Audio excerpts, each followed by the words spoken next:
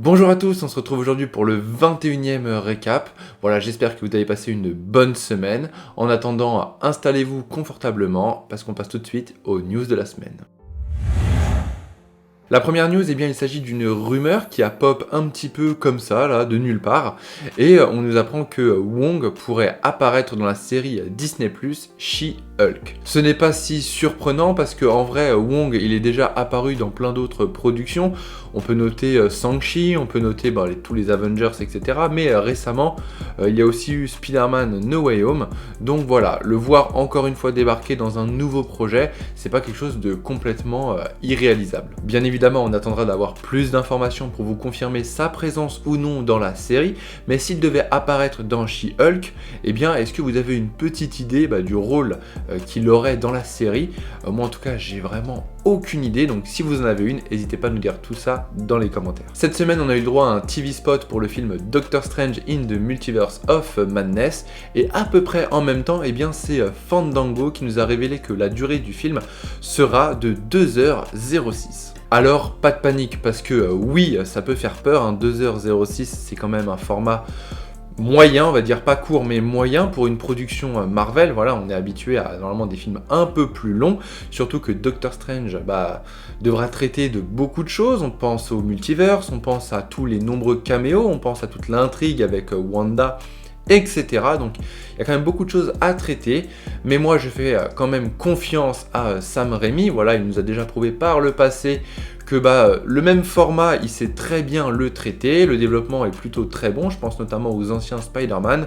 Donc voilà, donnons notre confiance à Sam Raimi et on attend d'être le 4 mai prochain en France pour pouvoir découvrir ce, je l'espère, futur chef-d'œuvre. Et enfin, je vais clôturer les news Marvel de la semaine avec une news un petit peu box-office concernant le film Morbius.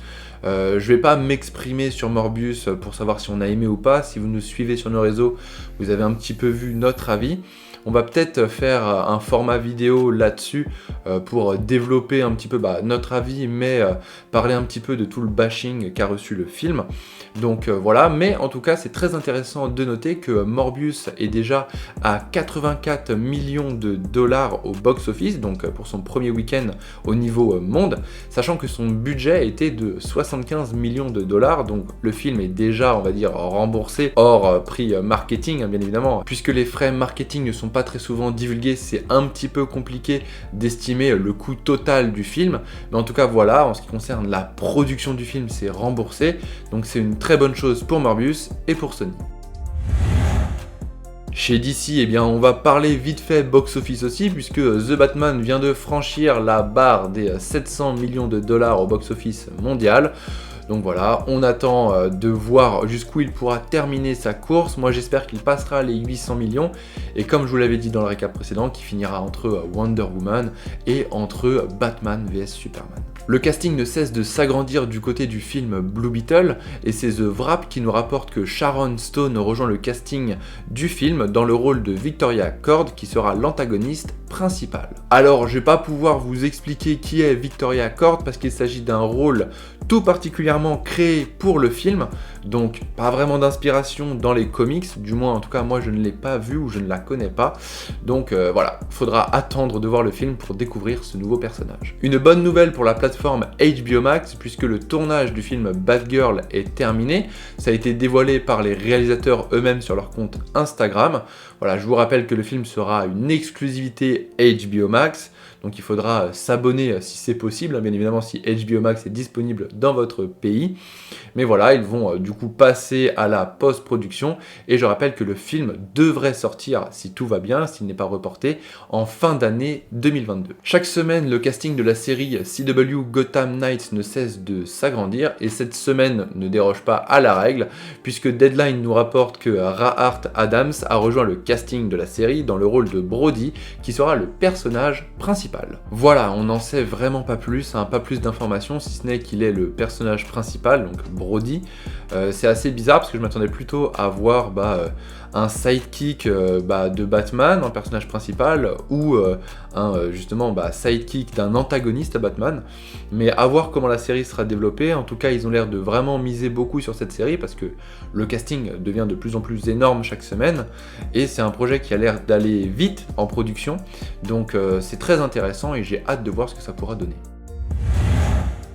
Côté Star Wars, on vous rappelle que le jeu Lego Star Wars, la saga Skywalker est désormais disponible.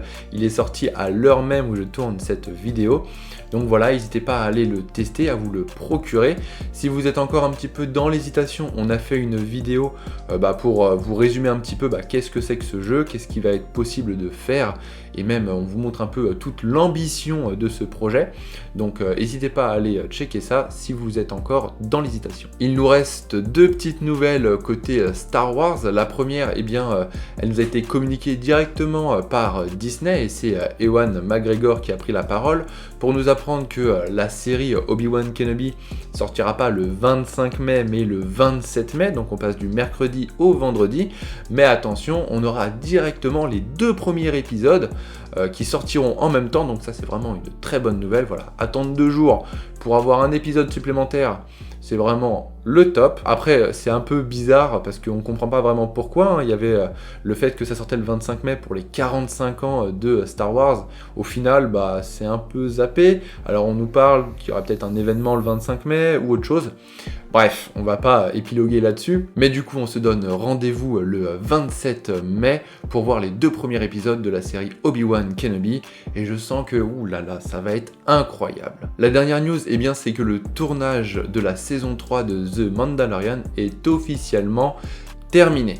Voilà, ce tournage aura été un petit peu plus long que prévu puisqu'il a été mis sur pause pour des cas de Covid, ça a été un petit peu ralenti, etc. Mais c'est bon, tout est dans la boîte, maintenant place à la post-production et on a très hâte de voir cette saison 3 de Mandalorian parce que rien que les 2 épisodes dans Boba Fett, voilà, c'était vraiment le top du top, donc hâte de voir ce qu'on va nous proposer sur cette 3e saison. Voilà, le récap c'est terminé, j'espère que ça vous aura plu.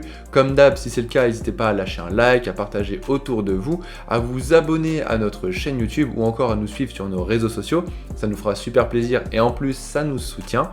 Moi je vous dis rendez-vous du coup vendredi pour le récap comics, pour si vous voulez vous initier un petit peu aux matériaux sources de nos héros préférés, n'hésitez pas à venir nous voir vendredi sur notre chaîne pour le récap comics. Sinon, je vous dis rendez-vous la semaine prochaine, même heure, et d'ici là, lisez des comics.